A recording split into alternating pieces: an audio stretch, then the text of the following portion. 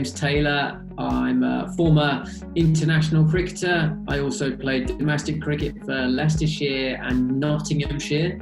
I was very lucky to play domestic and international cricket on and off for 9 years before I retired in 2016. Well, I'm Devon Malcolm, former international cricketer. I made my debut for Derbyshire in 1984. Played for North Hants and Leicestershire, and also played 40 test matches for England. I'm Richard Joyce. I'm an operations manager at Chance to Shine, and I oversee our Chance to Shine Street programme.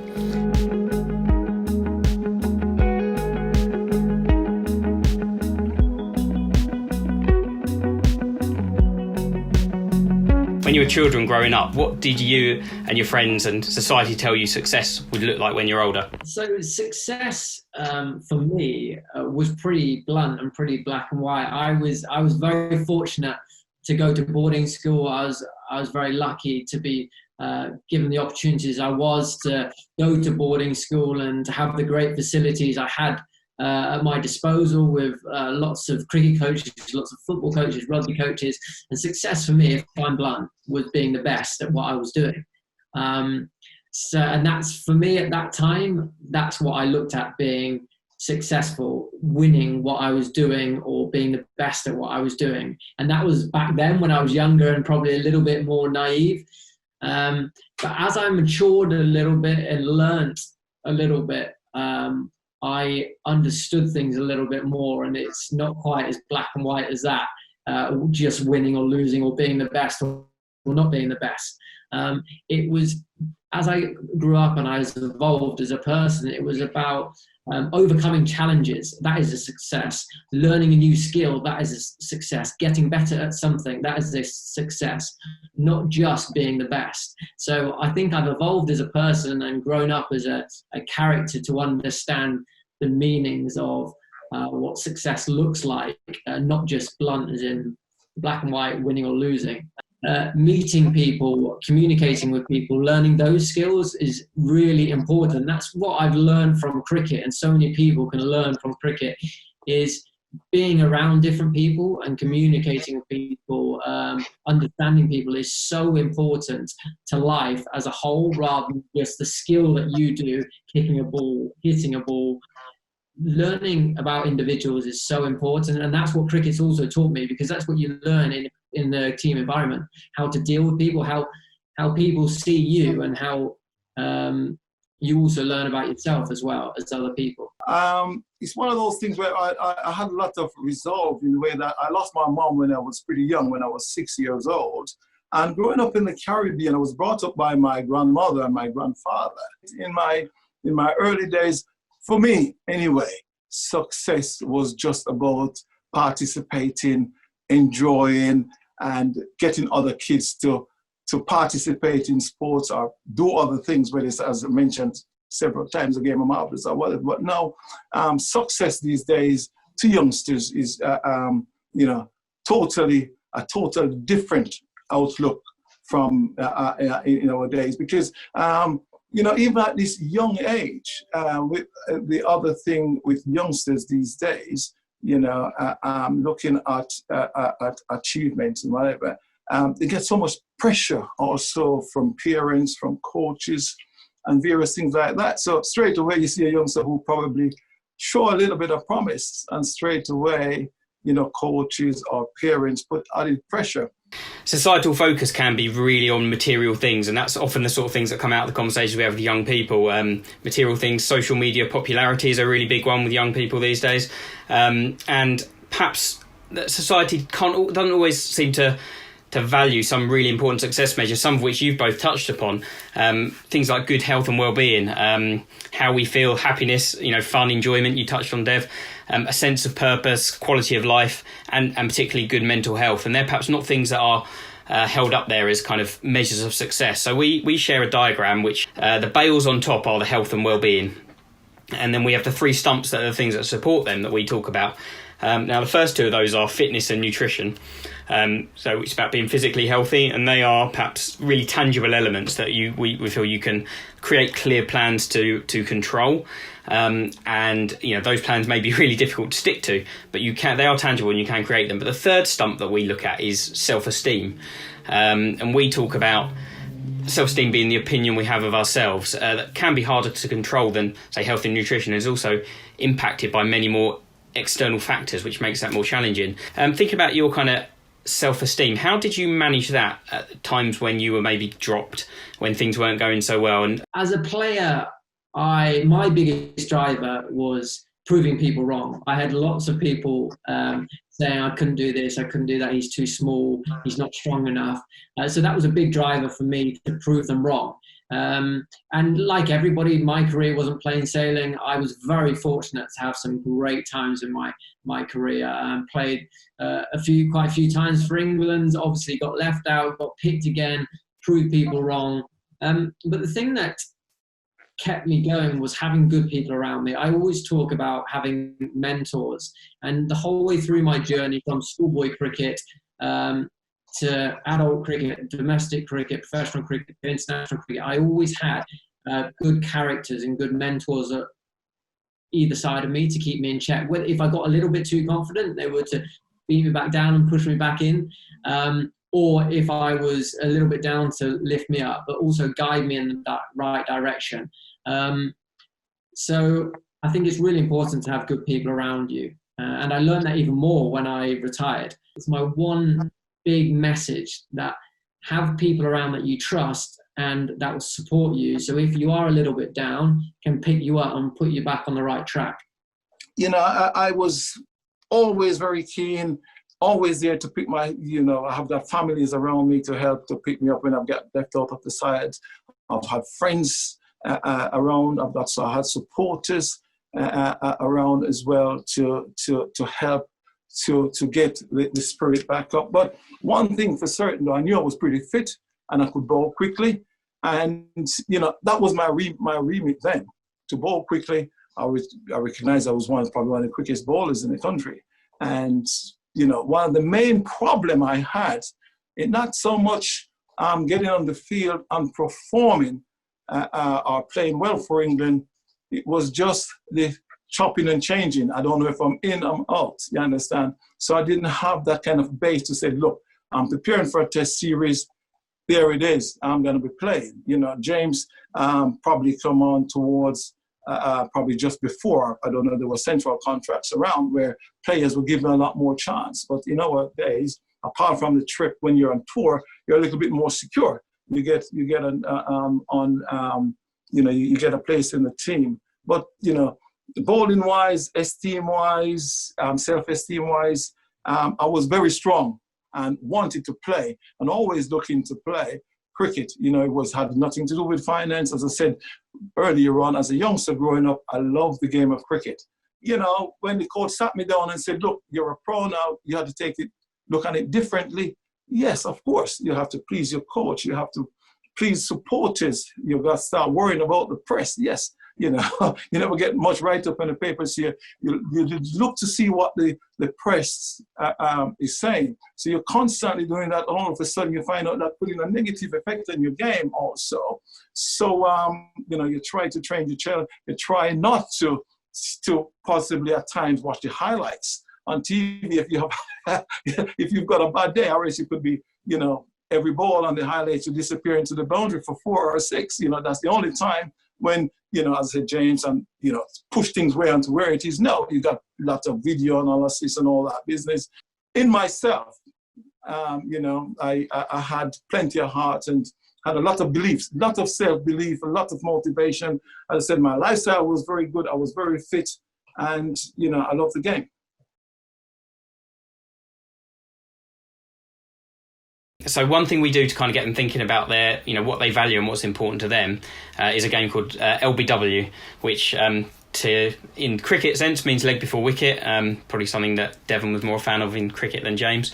But here we talk about life's better with. So what we do is we set up 2 zones at each end. So we do this in sports or where they're playing cricket. One zone is life's better with.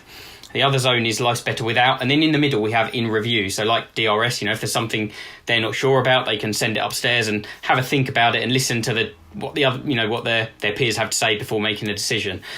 We then throw topics at them, and they're all lined up, and they have to sprint to whether they think life's better with that thing or life's better without that thing, or if they're not sure, they go and review. So we're just going to do a little round of that. I'm going to throw some things at you and come to you quickly, and I want a snap decision on whether you think life's better with or without. Some are cricket things, some are life things. We might pick up some of them and talk about them, or if you're in agreement, we might just move on. So life's better with or life's better without journalists? Life's better without. Without.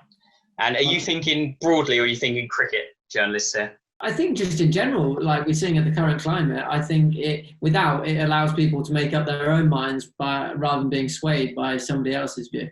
Okay, Devon, life's better with or without journalists? With journalists, I must admit, because for me to get in a team, actually, the journalist normally builds you up. They look on all of that. But you know what? What I do say is this. What performance you put on the field is there. They just reporting that. You do well, they put you to the top. They lift you as high as possible. But what you got to realize and remember, game of cricket, whatever I'm out there trying to do, the opposition is trying to do the opposite. I'm trying to get wickets. I'm trying to bowl a batsman out. He's trying for me to not get him out. He's trying to get runs.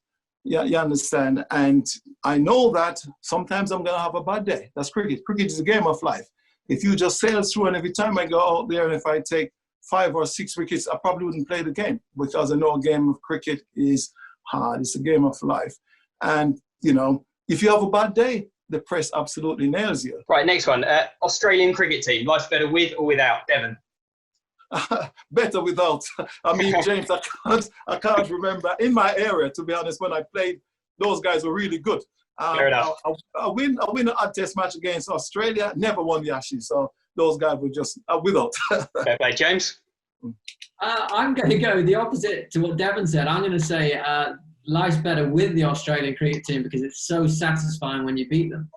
I never, yes, but fair enough. Okay, next we will go. Obviously, we're doing this as part of Yorkshire Tea National Cricket Week, virtual National Cricket Week for Yorkshire Tea. Obviously, life's better with tea. We're not going to debate that, but we can say life's better with biscuits dunked in tea, or not. James, you go first. Yes. In tea. With life is better with dunking biscuits in your tea. Devon, with or without? You got to dunk it. It's the best. I'm the best dunker. You got to time it so well. Bang in a nice rich tea. Absolutely fantastic. You got to dunk it, mate. Good stuff. Okay, next one. Mancadding. Devon, life's better with or without mancadding? Without mancadding, no, I just can't come around that at all. You always talk about playing with the spirit of the game. Yes, if you look at it, really deeply, since a few incidents with mancadding, guys begin to take this seriously. I just didn't like at times, especially in one-day games, when the game is tight, guy backing up too far, And once you give the batsman a warning, and they continue doing that, possibly. But, I mean, when it first happened, I was totally against it. But, I'm in between, to be honest. Okay. Life's better with or without mancadding? Life's better definitely without mancadding. I mean, we see the eruption. When somebody gets mancadded, the world hates it. So for me, I'm going with the general consensus, and that's without mancadding. Okay, first we've agreed 2 in a row. Next one, obviously, we do a lot of cricket with kids, and like you touched on, Dev, we want it to be fun and enjoyment. But I want to ask you, do you think life's better with or without competition for kids at primary school? Without competition. Why is that? Primary school. Mainly because what I do say, when saying competition, I mean, the kids will go out there and play the game in good spirits and all that business. But what happened now is how much the coaches will tell you this, that, they want the kids to play and enjoy the game. But I do feel the coaches put a lot of pressure on themselves and put a lot of pressure on the kids. They want to win. And once they win a game, they don't probably pay too much about the kids' development and the other aspect of the game. So I want kids to play for fun. Yes, you got to learn to win as well, but you know what? You also got to learn to lose. You will not learn how to win properly if you don't lose certain games. You got to at times learn from your mistakes. Life is better with competition at primary school, because I think that's what Devon was trying to say, really. Because, because I think, I've obviously, as you get older, you understand it's not all about winning and losing. But as a collective, I reckon you become closer when you win, and you move forward as a team together. So you get mates and you get close with people in a winning side. Also in a losing side as well, you will lose together. So you come together more as a group, which I think is really important. Whether you're winning or losing, you remain tight. So I believe that is there is a place in. Life's better with or without lockdown. Oh, life's better without it, definitely.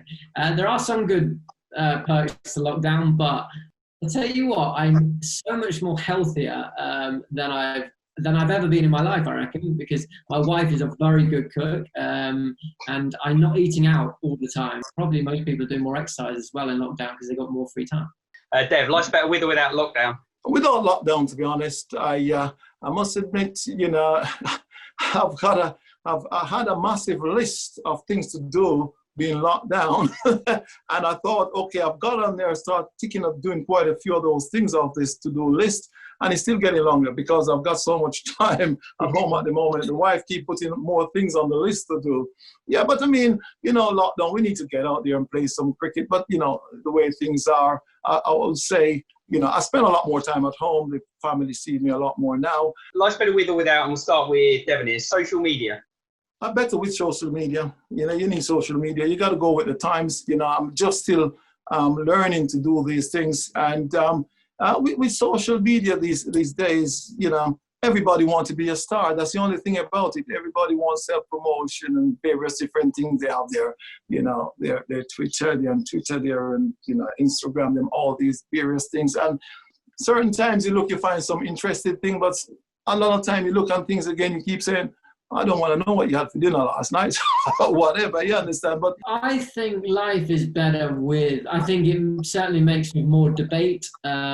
Social media, I mean, people are constantly discussing, arguing, debating. I learn a lot of social media as well. I've seen the really good side of social media, but there's plenty of bad stuff that you see on social media. Yeah. So you've just got to be very mentally strong and tough if you are on social media and know what to look at and what not to.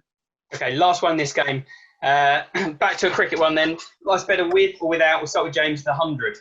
Even though I don't know what it's going to look like, I think it's something to get behind. It should be a really good initiative and good fun. Devon, the 100? The 100? Oh, right. You know what? I said better with. You probably look at it and keep saying, okay, where are we going to find time to fit a new competition in? Where are we going to find these new supporters from? But we need to try something else, and let's hope this works as well as the T20 does.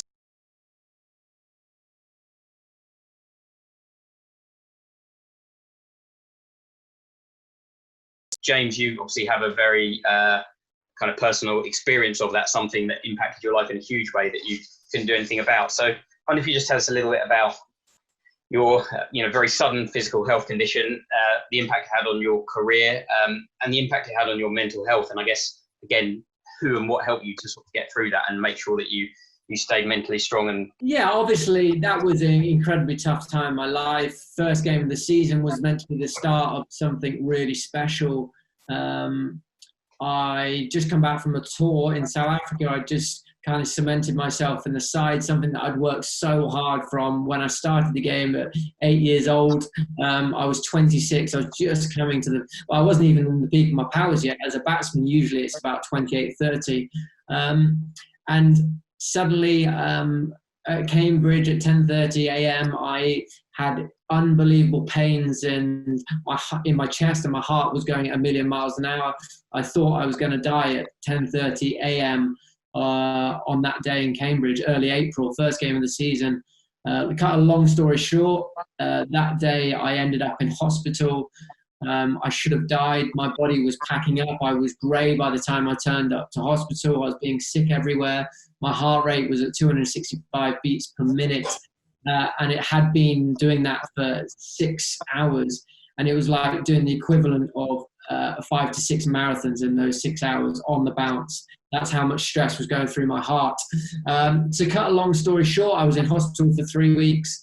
I couldn't physically walk for a week through the stress that had gone through my body, and the stress that was under my heart was under.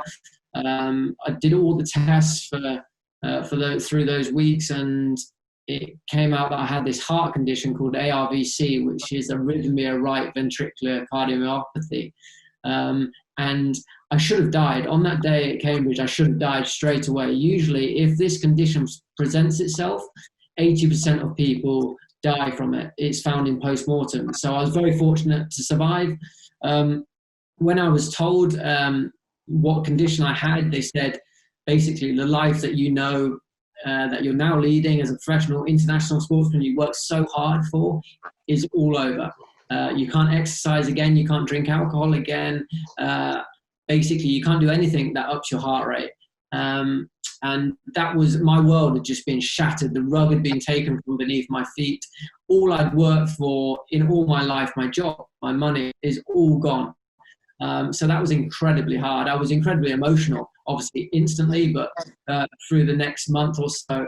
But like I said earlier in the piece, I was so lucky that during my cricket career, I learned so much, and I had so many good people around me I put in place to help me with my cricket. Ironically, when I really needed them, they were there for me when I'd finished playing cricket. When I needed to be picked up, when I needed people to speak to, I spoke to those guys. I had some great people around me, including my family, my friends and my coaches. But my wife, my girlfriend at the time now, my wife, she was incredible. She was like my nurse. She wasn't actually a nurse, but she acted like my nurse. She was like my psychologist. If I needed to speak to somebody, she was there to speak to me. And she got me back on track. And it was instantly, when I knew my life was over as I knew it, it was change of mindset, right? Not what you can't do, it's what you can do. What can I do now moving forwards? What's happened has happened, but let's think what I can do moving forwards. And I think that's a big thing. I'm very lucky to have a really positive mindset, and it's always thinking what you can do, not what you can't. So when I was in hospital, reassessing my life, it was thinking, what can I do now, not what I can't. And I should have been in an awful place mentally. Yes, of course, I was devastated and my life was upside down. But that's my biggest asset, my mental strength. It helped me in my cricket, and it certainly helped me afterwards. I embrace a challenge. I don't mind change, and that's what helped me get through. It's just embracing all these challenges and being that man that's going to come out on top, not be beaten by something. And that really helped me, that mindset. So just to wrap up, Devon, what would you say the toughest mental challenges you've had in your life or your career? Is there anything you're sort of happy to share that you found particularly challenged your own mental health and how you sort of managed to get through that? Or if there's anything that really tested my resolve mentally, what I call a reasonably good performance against South Africa at the Oval in '94. And do a return trip to South Africa. Obviously, I was the only black person on the trip, on tour. So, I thought, okay, I've done really well against South Africa. Those guys should be not fear, but still a little bit wary of myself. The last time I played against them, it was, a very good performance. But it was just what really struck me was just the destructive attitude of management, really. And, we're talking about Chance to Shine, fantastic what they're doing right now. And if anywhere I went upset trying to put something where possibly the kids can probably use or talk to people or find somebody to talk to, is, I would say, bullying, really, because, I don't want to go into race or anything like that right now, but bullying. And I found that was, massive bullying in the sense that, obviously, James, you're traveling, you're an international cricketer, you have to do your duties as an international sports people. And in South Africa, it was a very sensitive time. you wind up going it back and you keep saying, okay, Dave, why didn't you speak up even more than you did?